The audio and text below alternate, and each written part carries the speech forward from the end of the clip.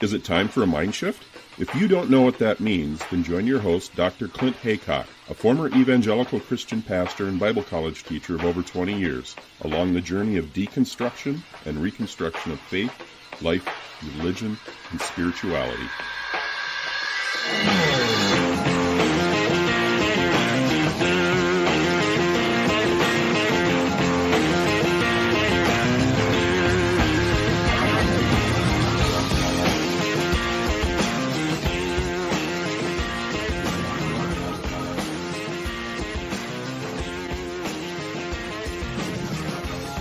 I'm so glad to be catching up with my very good friend, Dean Krosecz. He used to run the People I Meet podcast, isn't that right? So welcome, Dean, back again to Mindshift Podcast. Thank you. I appreciate it. I'm glad to be here, Clint. So what happened to the People I Meet podcast? Are you still doing that? I'm not. I worked really hard at it for 2 years, and it ended up just, the honest truth is it ended up being too painful. After 2 years, I was still getting 9 to 25 listens or downloads per episode. It just wasn't working. I wasn't able to figure out how to find my audience, and so it's still up. Everybody all the interviews that I published are still up and available. I'm not doing any more new ones. Right.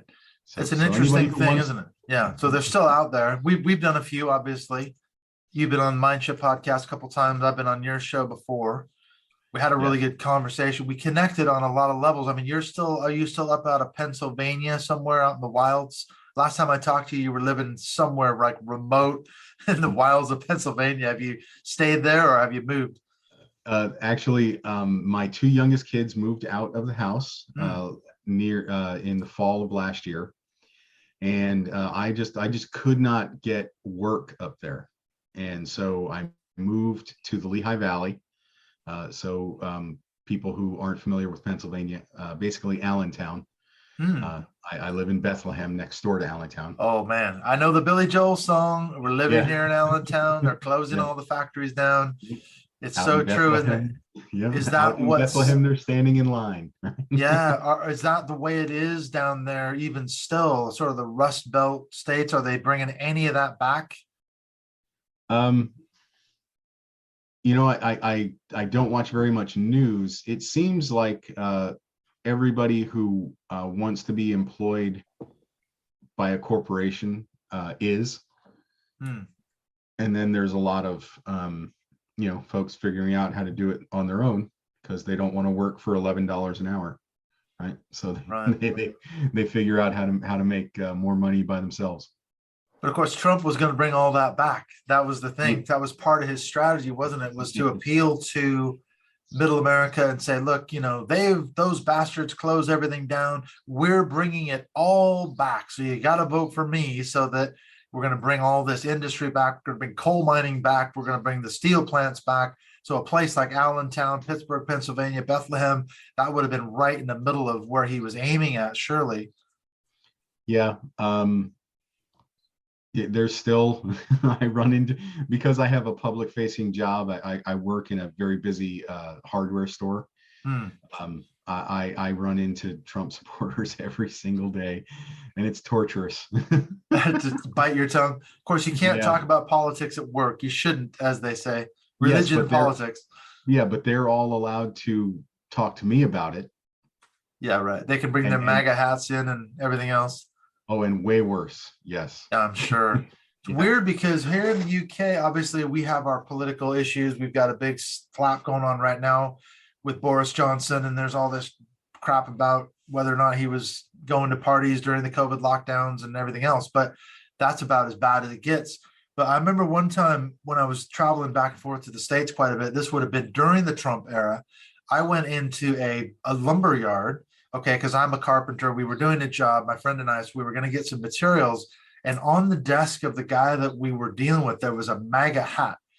And it really struck me how kind of in a visceral way, I thought, I almost said something to the guy, but he was giving us a really good deal. So I bit my tongue, but I was going to say, How is that allowed? How is that you're an employee of this company? What the hell allows you to have a MAGA hat sitting on your desk facing the customer? And obviously he's making a statement, and I was really bothered by that. And I think maybe being over here in the UK, we don't see that kind of stuff, but for you, it must be a hard thing to, like you say, bite your tongue. Yes. Yeah. That and every day, having spoiled baby boomers yelling and screaming about how nobody wants to work anymore. As you're working in a hardware store. Yeah, and for less than a livable wage, and looking at knowing somebody like me who knows the numbers for Gen Z and millennials, and knowing that they work more hours per week than Gen Xers and boomers did at the age that they're working, and have less savings, more debt, less chance to have a decent life, right? I know all those facts because they're facts. They're actual studies that have been done and show that those things are true. Statistics are there. Yeah. Right. And I have to listen to these people, who are pissed off because they can't get the exact light bulb they want right this second, yelling and screaming about how nobody wants to work.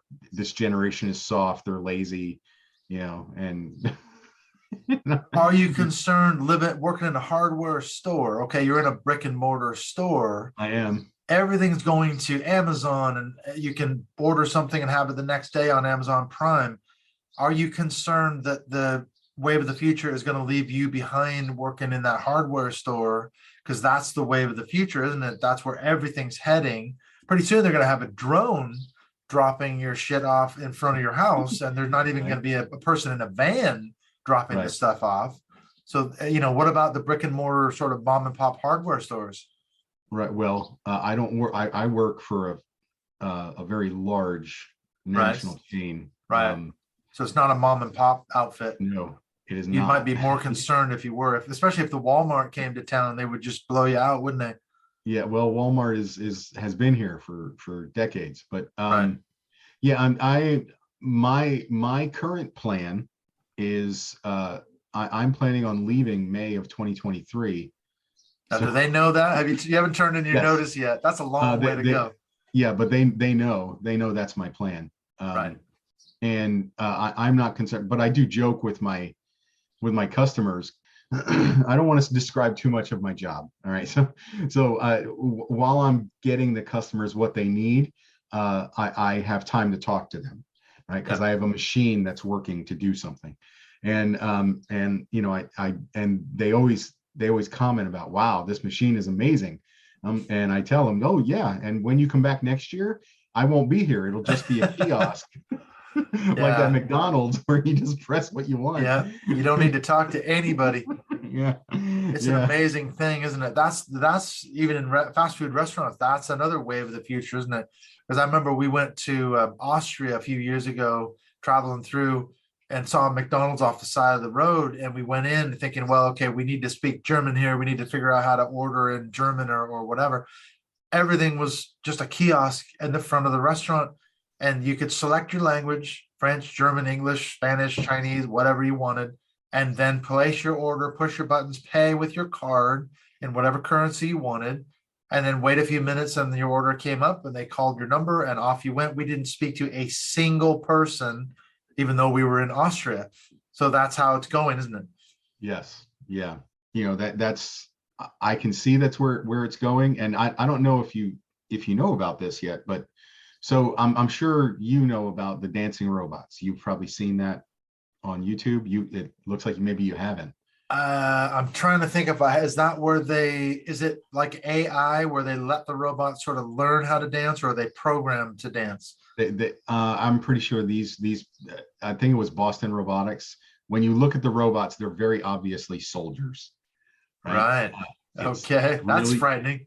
Yeah, it's terrifying.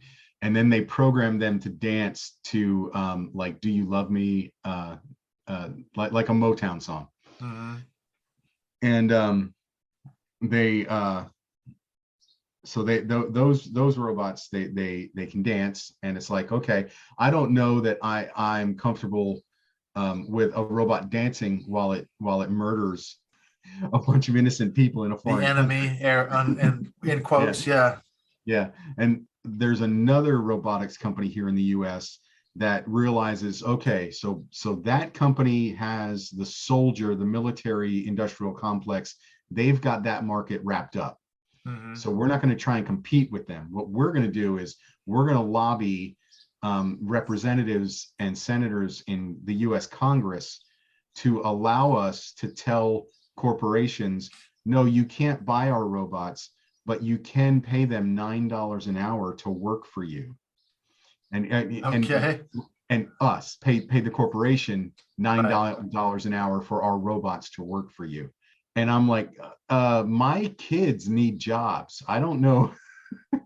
Because you're damn Yeah. sure not going to do universal basic income or anything like that. You're so what it seems like you're headed towards here is there are no human jobs, and if you can't survive in that world, then starve. That's the problem. There's nowhere for humans to go after that, because I remember talking to Kurt Anderson. He wrote the book Evil Geniuses. I don't know if you're familiar with that, but he talks about the 1% of the world seems to control 95% of the world's wealth. So you get a guy like a Jeff Bezos or Elon Musk, who just bought Twitter for $44 billion, and their factories are increasingly filled with robots doing the work that humans used to do, screwing tires on cars or moving packages around the Amazon warehouse or whatever. So and these guys are the wealthiest people in the world. That's where their wealth is coming from, isn't it? So what are we supposed to do? What are our kids, what are their kids going to be doing in 20, 30 years when those sort of manual jobs are long, long gone? Yeah, I have no clue. Hmm. Yeah. Because like right now, people are turning to the gig economy because they Mhm. realize, oh, I don't have to put up with a supervisor. I can make my own schedule, and I make more money than working for a corporation. The only thing is you don't really get benefits, right? And so, but those jobs are also going to go away because those jobs can Yeah. all be done by robots. That's, or self-driving cars. I mean, if you work for one of the Uber or Lyft or something like that, eventually they're going to be replaced by self-driving vehicles. You're going to get on your phone, you're going to tap the app, and you're going to call up a car. It's going to show up to wherever you are. There won't be a driver in it. You'll get in the car, you'll have programmed the destination, it'll take you there. The money will be taken out of your account with a debit card transaction, an electronic transfer, and that's it. You won't need to own a car, you won't need a driver, you won't need a taxi. That's the wave of the future. So we're staring down the barrel of some kind of scary shit here, if Yeah. we're looking at what is the role of humans in this increasingly robotic age that we're moving into. Right. And I've decided what makes me happiest is going in the analog direction. Right. And So so what do you do? What are you talking about? Going backwards in time? yeah, I'm gonna what if I can't get my writing and other things that I do to support me, I am going to I'm gonna go be a campground host. Just clean toilets and showers and take out trash in campgrounds at a different campground every summer for the rest of my life. That's There's always going to be a need for that. right. I hope so anyway, unless they can hire unless they can hire To a hire a robot. robot to do it. Oh my God.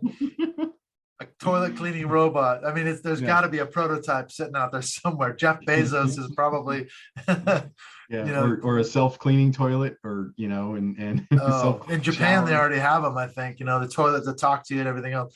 So you mentioned your writing. I know we're going to get into that. We're going to talk about your books that you've written some books on poetry and things, but maybe, I know we're kind of getting sidetracked on robots and everything else, but it That's is okay. fascinating to me because I think this is a reality of the world that we're heading into. Things are changing radically. We have to find our place in them. And for you and me, for a long time, the answer was from religion. That's where we found our, intellectual, That's what we got our kicks from. We learned from it. We taught it. We did all sorts of stuff. You and I were in ministry. We had a lot in common. I think you were more into the charismatic side of things than me. Right. But you talked about before you were into the sort of Seven Mountains Mandate Dominion theology out of Houston, Texas, and you walked away from all of that. Maybe you could give us a brief overview of kind of your journey out of evangelicalism, or I guess charismatic Christianity. Right. Once I got into, and even before, so I'll go BC. Right. How's that? Go way back. You're talking yes, Julius Caesar. How far back are you going to go? So before I was a Christian, I grew up in a house that didn't believe basically anything, and I was pretty much an atheist until I was 21. But I was always drawn to the ecstatic, mystical type stuff. That spiritual side. Yeah, the kind of supernatural experiences, right? And then when I became a Christian in a Pentecostal denomination. Very quickly moved out of that into the charismatic area, and that the mystical experiences, they're not just encouraged, they're required, right? And so I was incredibly happy pursuing those experiences. And then in the aughts, I got involved I got involved in the prophetic movement. I don't want to, we've talked before, I'm not going to name names because these people are very rich and will sue the pants off you. Were you part, was it the New Apostolic Reformation, the NAR type denominations? I moved in and out of those circles. Right, yes. right. You were part of that whole world, as it were. I wasn't part of it. I moved in and out of those circles. Right. So, okay. Right. I interacted with those folks. I was never officially in that. But I was involved with the prophetic movement. Many of the folks who are in that movement, I did work with or for. And while I was involved in that, I found all these interesting things about William Branham, who was I guess he was a trailblazer in the charismatic prophetic movement in the early to mid 1900s. And I found a whole bunch of connections with him in Houston. And one of the leaders in the prophetic movement actually told me, that's an open heaven and it's your job to get it open. Forget the cognitive dissonance in that language. Right? Yeah, we're gonna set that aside. Yeah, we're just going to set that aside. Yeah. And so I started what was known as the Houston Open Heavens movement, and we did it for. I was involved for 2 or 3 years. Two of my leaders basically took it over, and they were, and I introduced the Seven Mountains Mandate into that movement. I bought the book. I bought one of the books for all of my leaders, and I distributed it to a number of different pastors around the city. And basically, two of those leaders kind of got involved, and they got really, really into the Hebrew calendar and the feasts and all of those things, and they just would not listen to me when I was going, this is. According to the New Testament, this is all done, right? These were the shadows. We're now in the reality. And they were like, no, this is still part of it. And so because I believe in not, or back then, I believed in not being in strife in the body of Christ, I said, okay, the movement's yours. You can have the whole thing. And I walked away. I gave them all of it and just walked away. And then a few years later, after getting fired several different times as a worship leader, and by the way, I was fired or just overlooked a number of different times throughout my career. My kids insist that I'm autistic. I'm on the spectrum, and I can't pick up on social cues, and I just really pissed off a lot of leaders. The wrong people. Yes. Yeah. Well, and, just a quick question, going back to your time in Houston, how far did you get into stuff like spiritual mapping, spiritual warfare? Were you into all that as well? Yeah, because that's a component of a lot of it, isn't it? I was always into spiritual warfare, and the whole thing, finding all that stuff, was from doing the spiritual mapping. Right. So what is spiritual mapping for those who've never heard of the practice? What is it? Man, you're asking me to remember almost all the way back to 2007, 2008. I'm triggering you, man. It's all coming back. Yeah.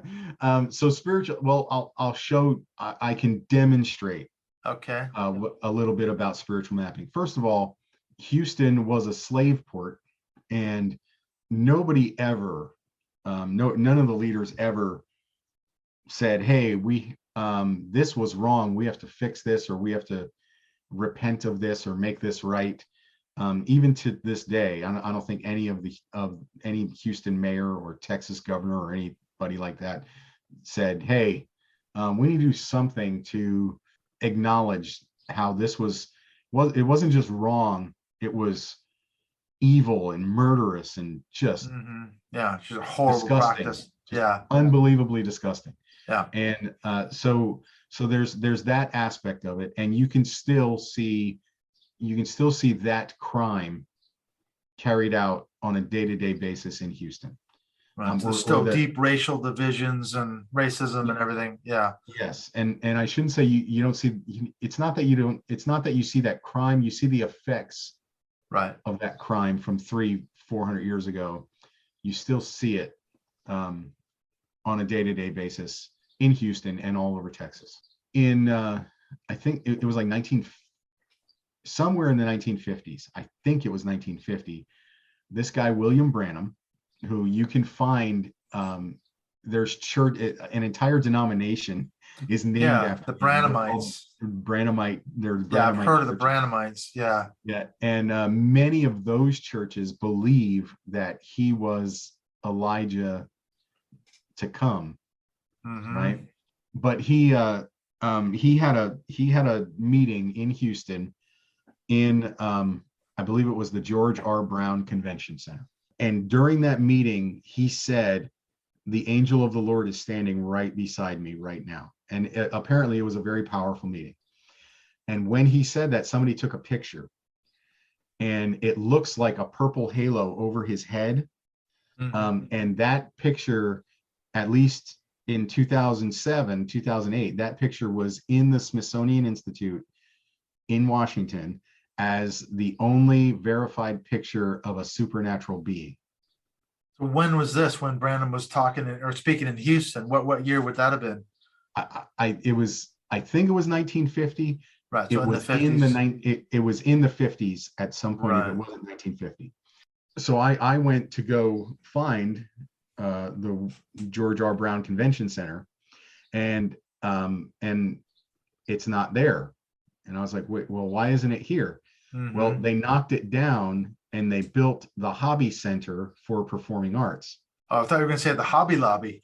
That would have been the ultimate irony, man. The Hobby Lobby. Oh my God. So they built the Hobby Center for the Performing Arts, and the Hobby Center for the Performing Arts is actually two separate theaters in the same place where they had one. And one of the stories about William Branham is that the first time the angel of the Lord appeared to him, he was baptizing a bunch of people in the Mississippi River, and a pillar of fire came swirling down from heaven. Hundreds of people saw it. Some fainted, some ran away, terrified, some fell on their faces, worshiping God. This is the story. And there was a woman in a rowboat who was out on the river mocking him the whole time he was baptizing people, because he was baptizing like hundreds of people in the river. And she was mocking him the whole time. And the story goes, when that pillar of fire came down out of heaven, she went insane and spent the rest of her life in an insane asylum. Because touch not my prophet, touch not the Lord's anointed. Yeah, I was just gonna say, prophets no harm, right? So you've got this prophetic figure. So what does that all do with spiritual mapping then? Okay, so you're getting there. I told you that story. I told you the story about the meeting. Right. I show up at the Hobby Center for the Performing Arts, and I'm standing there looking at it, going, okay, God, what am I supposed to see? Right. The angel's still hanging around here. Right. So there's two separate theaters. I forget the name of the one theater. As you're looking at it, one theater is on the left, one theater is on the right. The theater on the left, I forget the name. The theater on the right is Seraphim Hall. Oh, come on. You couldn't make this stuff up, man. right? There's your biblical angels right there. There you go. And cherubims. It's not cherubim, the other one. Maybe that's what it is. Yeah. There's your angel connection there. Back to Branham. Yes, right. And then positive. And then outside this hall, there are some sculptures. And remember what I told you, the very first time the angel of the Lord appeared to him, it was a pillar of fire swirling down from heaven. Mm-hmm. One of the sculptures is a swirling sculpture that's like 20 feet high, swirling down like a tornado, right? And when you walk up to it, it's got all these faces in it.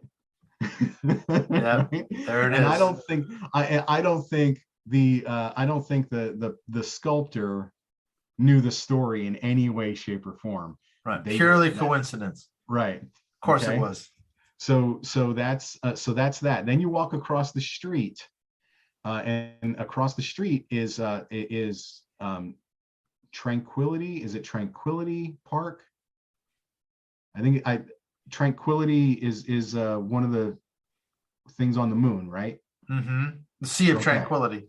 Sea of Tranquility, right? So Tranquility Park is across the street. You walk right, and the park is two levels, because the park kind of it's level, and then it goes down a hill, right? To the rest of the park. So when you walk across the street, it's Tranquility Park, and it's all these things to the missions to the moon, and it's pretty cool. It's neat, right? You walk down the hill to the second part of the park, and the first thing you run into is a giant boulder that was put there with a plaque on it, and the plaque is dedicated to the 7 members of the crew of Challenger who sacrificed their lives for the mission of ascending man into the heavens. Right. So it all comes together. Right. Angels, Branham, Houston.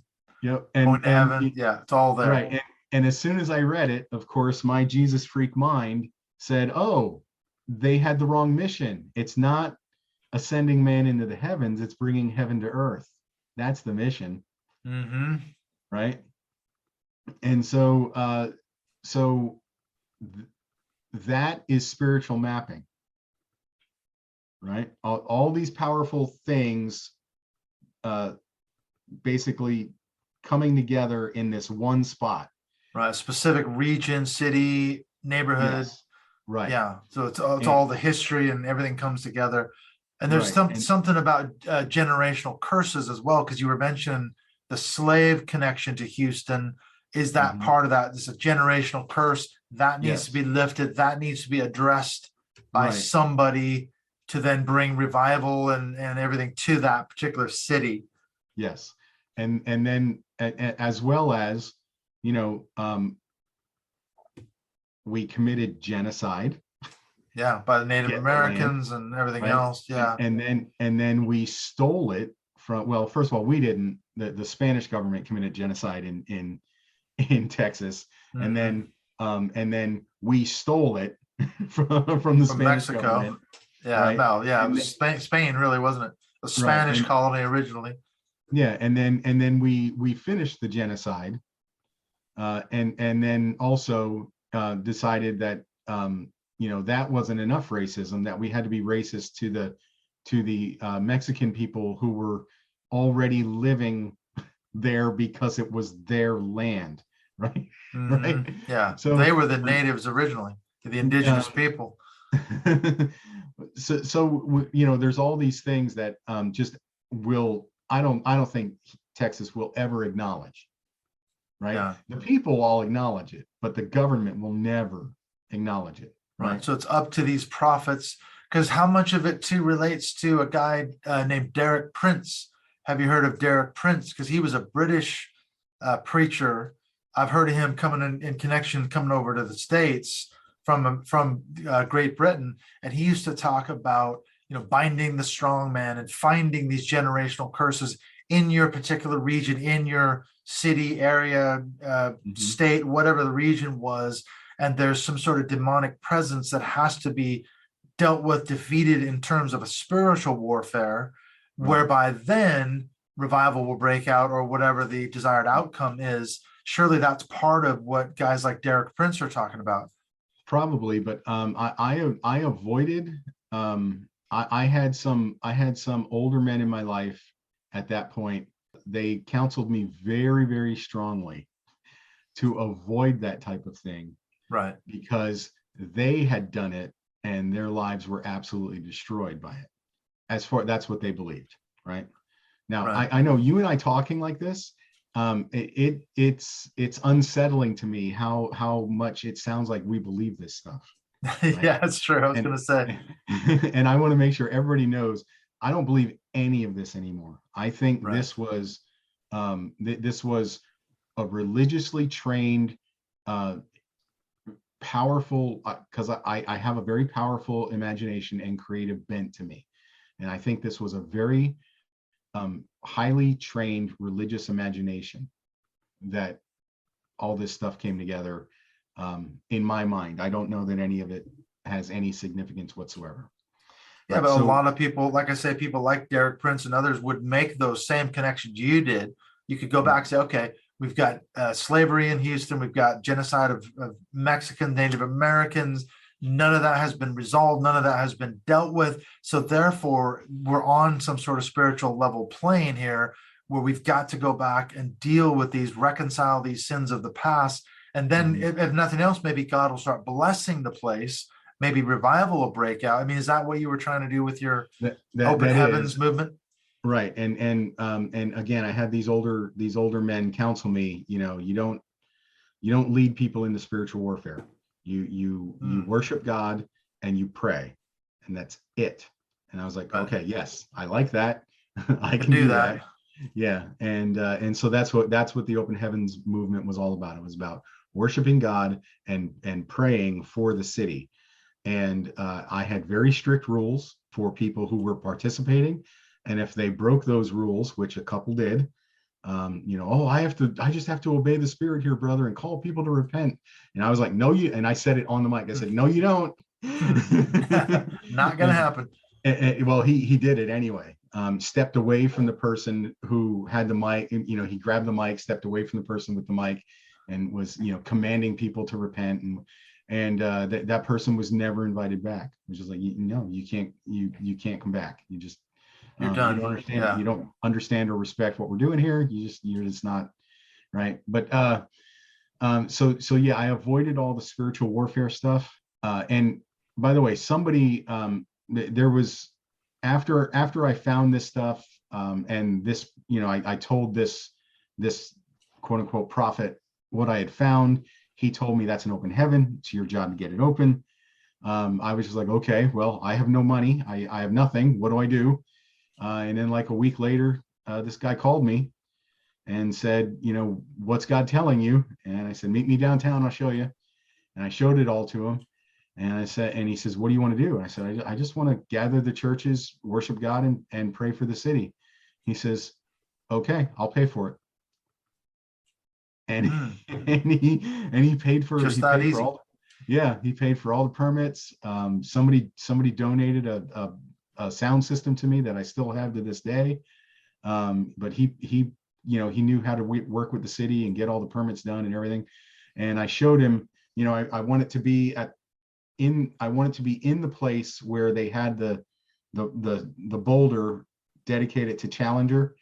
And I believe, is it Columbia is the other one? I think so, yeah. And there's one there for Columbia as well. And I wanted to set up there by those things, and because it made kind of a natural amphitheater as you went up the hill. So more people could be there going up the hill, and they could hear what was going on the whole time. And after like the third or fourth one, the guy who showed up and was like, yeah, I'll pay for all of it. I got it.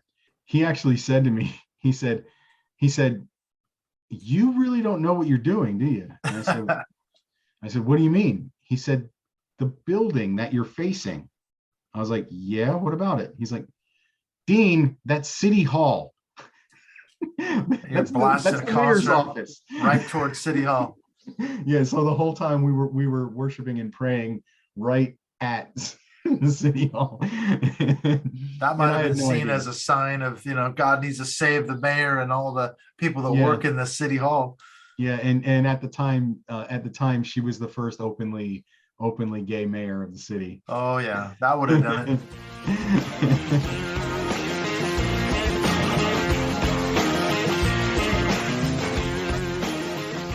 When we come back in the second half of the conversation with Dean, we're going to look at this issue of how is he working to rebuild, reconstruct his life, having left charismatic Christianity behind, losing his faith, losing his religion. What is he doing to put it all together or back together? Because this is something I've talked about with a lot of different people on different podcasts. The idea of sort of looking at it from a cult psychology point of view. You have our religious self, and then we have our authentic self, which is in many ways kind of fighting to break free of that shell or that crust. And we want to rebuild that. We want to get in touch with our authentic self. So we're going to discuss what he and I have been doing since we both left the faith and sort of comparing stories, comparing notes. I just want to let you know what's coming up here in the next few episodes on the show. The next episode we've got that's going to drop is with Luna Corbden. We had a good talk about Luna's experience growing up in the Mormon faith, walking away from it all. And again, similar to Dean, rebuilding their life after leaving a cult, leaving religion behind. And then following that, I've got a conversation with Kerry Noble. I've mentioned before he was a member of the Covenant Sword and Arm of the Lord, the CSA, back in the 1970s and 80s, which became sort of a white supremacist militia group, kind of the forerunner to the groups that we see today, the Oath Keepers, the Proud Boys, the Three Percenters, these groups that we saw at the January 6th insurrection and basically during the Trump era. Well, the CSA was sort of one of the forerunners to all those sort of militia groups, the white supremacy and all the rest of it. And he's working now to help people get out of that movement. So actually, a lot of the stuff that Carrie and I talked about does have relevance for what we're seeing today. And then I've got a 2-part episode coming out. This is actually going to drop on the 19th of August with the I Was a Teenage Fundamentalist podcast. I talked the other day with Brian and Troy. They're down in Melbourne, Australia. They got up super early and I stayed up super late because of the time zone differences. So we're going to do one half on their show and the other half is going to come out on my show. And that's going to drop as a bonus episode on the 19th. So that was just a fantastic discussion with Brian and Troy. So look for those two halves coming out on the 19th. And then one other thing I wanted to mention, I've got a call booked in with a returning guest that we had on the show not long ago, Dr. David DeAndre. We mentioned on that episode that he was writing a book. He was about to publish it called Tulip, the Poisonous Flower of Calvinism, and it's just come out. And so I've booked in a call with David to talk about his book. In fact, I've been doing a lot of research on Calvin ever since I did that episode on theocracy, and I looked at Calvin's Geneva. I've read a couple of books. I've done a little bit more research, so I have a lot more questions this time around for David. So look for that episode too coming up with Dr. David DeAndre talking about his new book on Calvinism. And then finally, one thing that's really, really cool is we're going to be starting up again our Mindshift Zoom calls in the month of September. Really looking forward to booking some guests in. We've talked to Mike Phillips, who was just on the show the other week. He's a therapist out of California. We've talked about having Luna Corbden come back in and maybe even Kerry Noble. So we've got some guests lined up for the fall or autumn term on these Mindshift Zoom calls, and these are accessible to you as a member of the closed Facebook group, which you can access by becoming a Patreon supporter of the show. And in fact, speaking of Patreon supporters, I wanted to give a thank you to Emily McQuillan. Greatly appreciated. Thank you so much for your support, becoming the latest patron of the show. Now let's get on back into the second half of this conversation with Dean Krosecz, looking at this issue of leaving Christianity, becoming what he terms himself as a strict materialist with doubts. What does that mean? He's going to explain that in the second half of this conversation.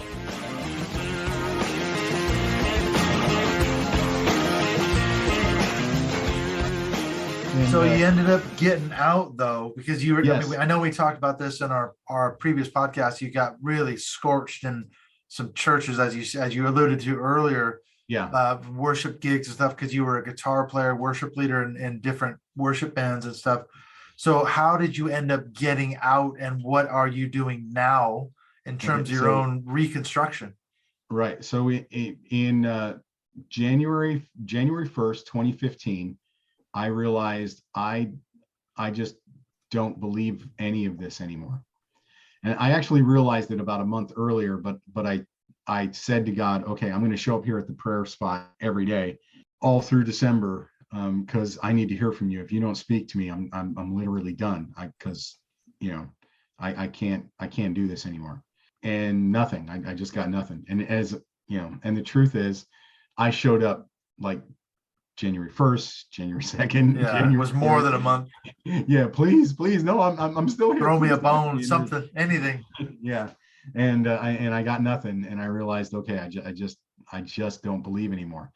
And so what I decided to do was just quietly fade away, because I had spent 25 years wholeheartedly believing and working really hard at this thing that I realized was completely wrong. And one thing I didn't want to do was go real hard in the other direction, only to realize 5 years later, oh no, I'm wrong here too. Right. Makes sense. And so I just wanted to quietly fade away. And also, a big portion of my business, which was teaching music. I taught guitar and piano out of my home in a very Christian neighborhood. I didn't want to ruin that business. And then, but people started noticing. They were like, you haven't posted anything about the Lord, or you're not ministering anywhere. Are you okay? Been to church What's lately? going on?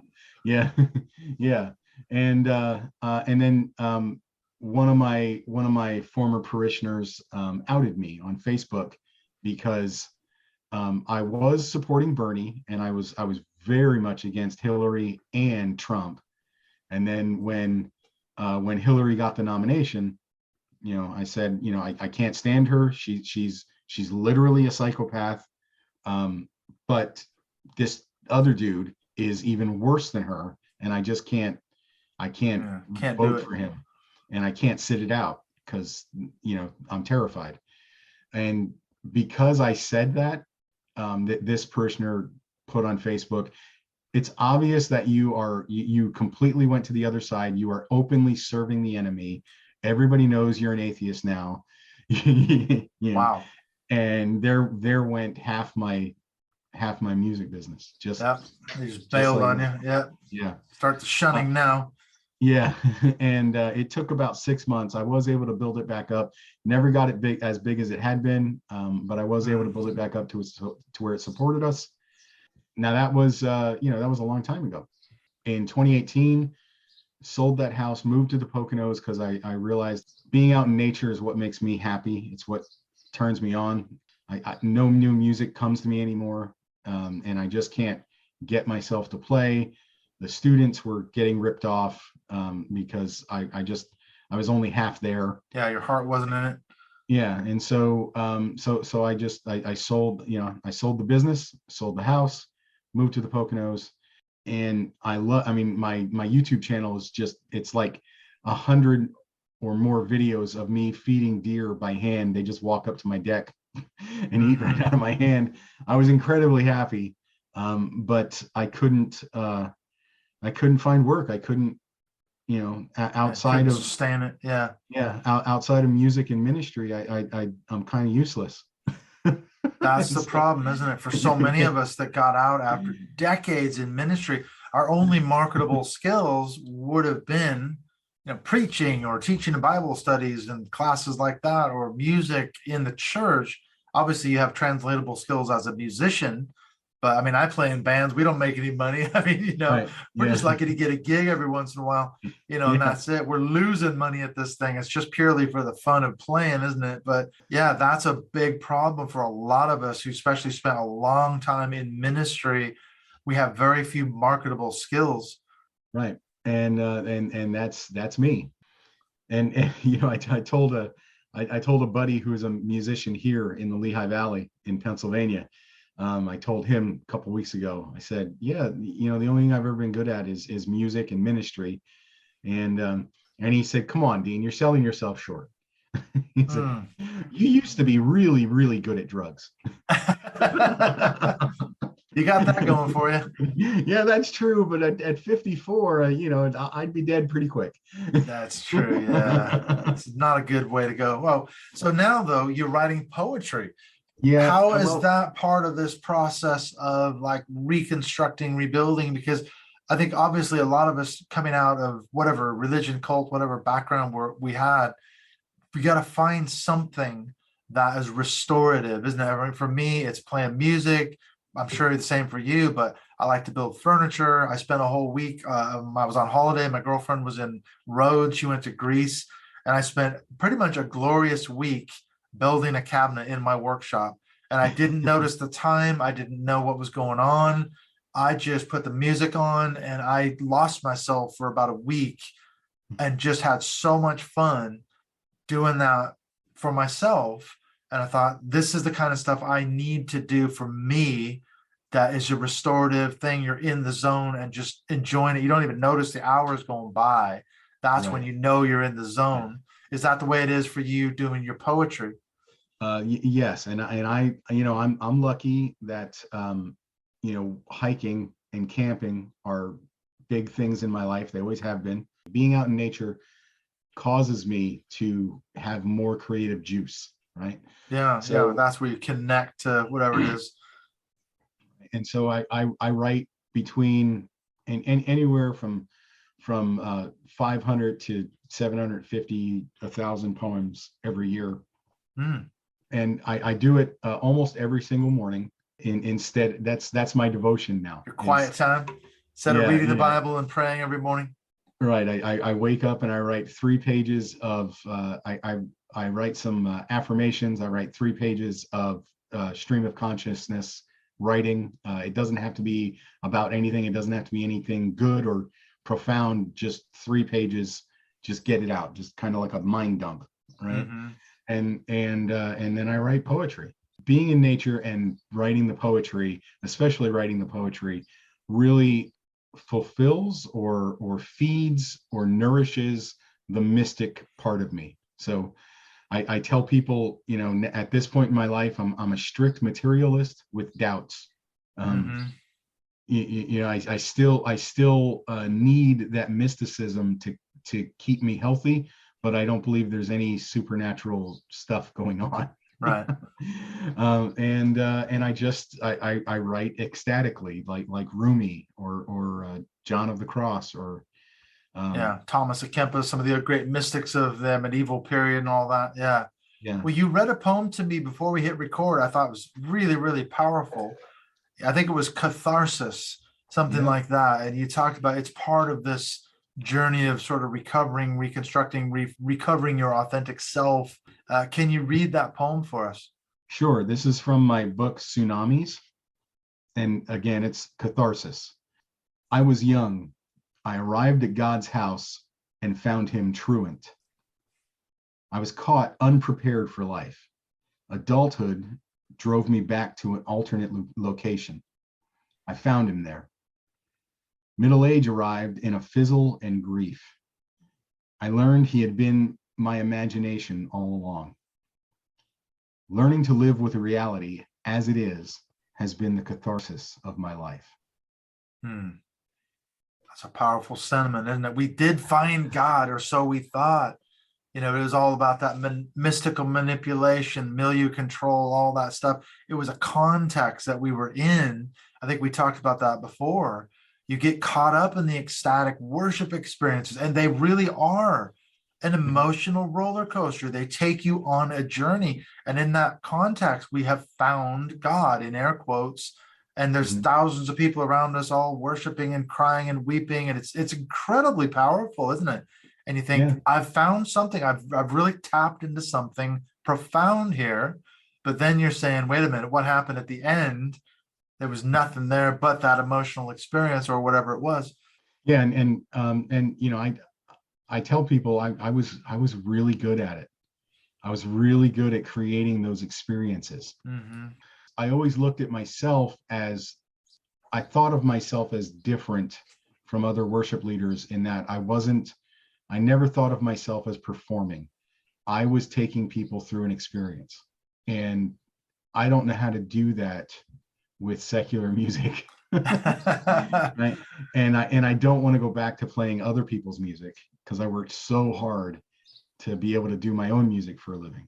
Right. Right. You don't want to play in a covers band then? Not at all. And I have friends who do it, and they love it. They have such a blast. Oh my gosh, they're having so much fun, and the audience loves them. They interact with the audience, and they just have the best time.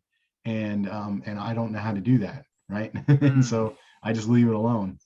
But being out in nature, camping, hiking, and then taking pictures and creating, writing poems and things like that, they fulfill that mystical experience, that bliss, ecstatic side of me that I was missing once I left Christianity. Right. And what have you found as far as the reaction to your poetry? What do people say when they read your stuff? Because obviously you do have a spiritual component. Some of it is deconstructing your former faith and everything else. What's the sort of feedback that you get? Mostly, I get mostly good feedback. I get That's mostly, good. Yeah. At least they didn't say it was shit, That'd be one form of feedback. Yeah. And I'm usually surprised, like that poem Catharsis.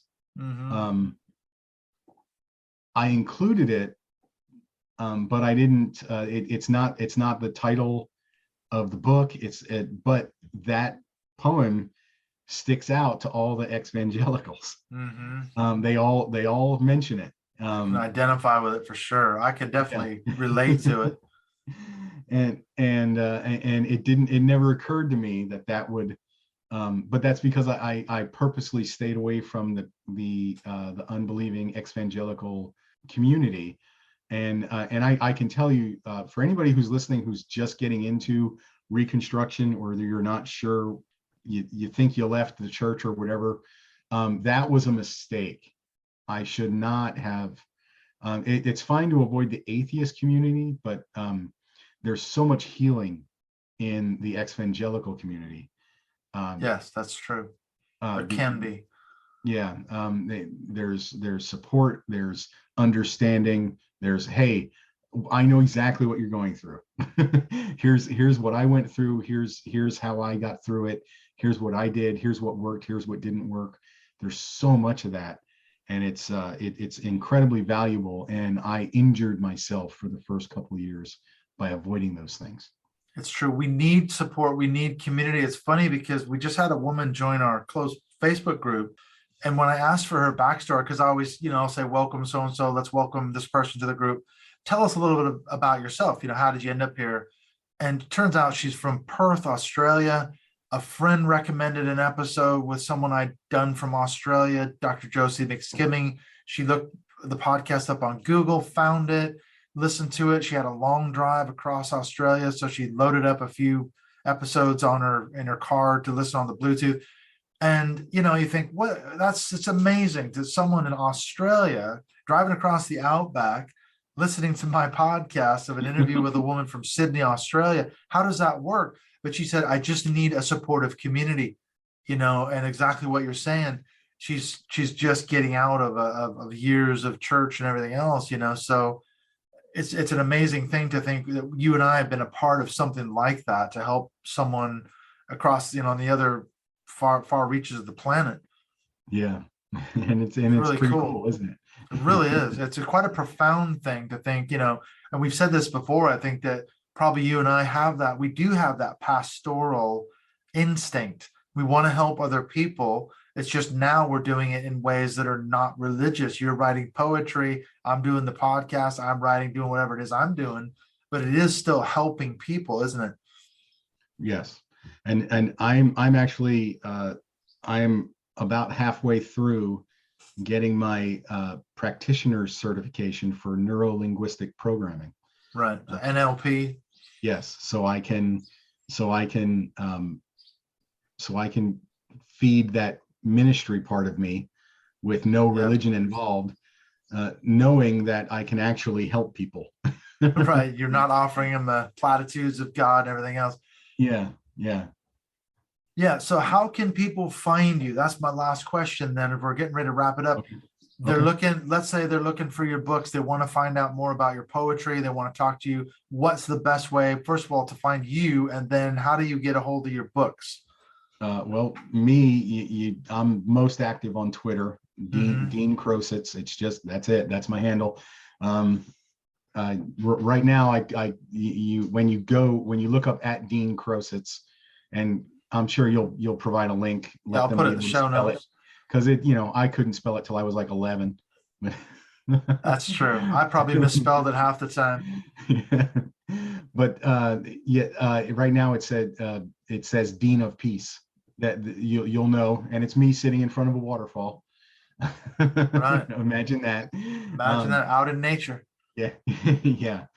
So that's the easiest way to get hold of me. Dean Krosecz on Twitter. My books are on Amazon. They're on Kindle. They're very easy to get a hold of. All but my latest book, which was released a month ago. It is called Thoughts in Winter, and it's basically me fighting depression, writing poems, fighting depression, getting through winter, a long, difficult winter. So, and there's hope. There's hope in the book. It's not just all depression. It's actually me finding hope in all kinds of different ways. Yeah, but like I said, without that religious component, because I mean, how many times in the church would we have said, well, you have unconfessed sin, or you just need to believe the Bible more, or whatever it is. It's not depression. It's a demonic, manifestation in your life, whatever it might be. So now you're actually working through it. A lot of that's spiritual bypassing, isn't it? Oh, God's going to help me. I don't have to actually face the real issues here. Whatever is going on, I just pray about it. Yeah, and I've never heard that term before, I don't think, but that's good. Spiritual bypassing. It's a good one. Yeah, it's basically assigning spiritual, explanations or meaning to, and having to then that allows you to then avoid really dealing with the issues head on. You can just spiritualize it, and it sounds good. It's a platitude, but yet you're not really dealing with the root causes of the problem. And I mean, obviously, evangelicals are masters of spiritual bypassing. I did it as a Christian. I'm sure you did it. I didn't even know there was such a thing until a few years ago. Then I was like, oh my God, I'd done that for years as a Christian, classic spiritual bypassing. Wow. Okay. I'm going to have to do a little more looking. Do a little more digging on spiritual bypassing. Yeah. Thank you so much, Dean. Man, it's been way too long. I don't know why it's been so long, but we've always had good catch-ups anyway. This is like old home year for me, because I don't know what's going on, but for some reason, starting in January, I've been like coming back around and reconnecting with people that I talked to even 2-3 years ago, and like finding out where they're at now. So this has been a really cool journey to, keep in touch with what you're doing. Well, thank you. I appreciate it. I mean, you and I kind of, we talk like this. We don't necessarily do the podcast, but we talk like this, like every 6 months. That's true. It's been a little longer than that. But this time, but I was trying to find a new job, trying to settle into a new job, getting my house ready to sell in the mountains, all of that going on. So I apologize, but I'd love to, make it more than just every 6 months. That'd be great. We will. Definitely. I'll keep in touch with you. Keep in touch with me. Thank you so much, Dean, and I will talk to you again. Awesome.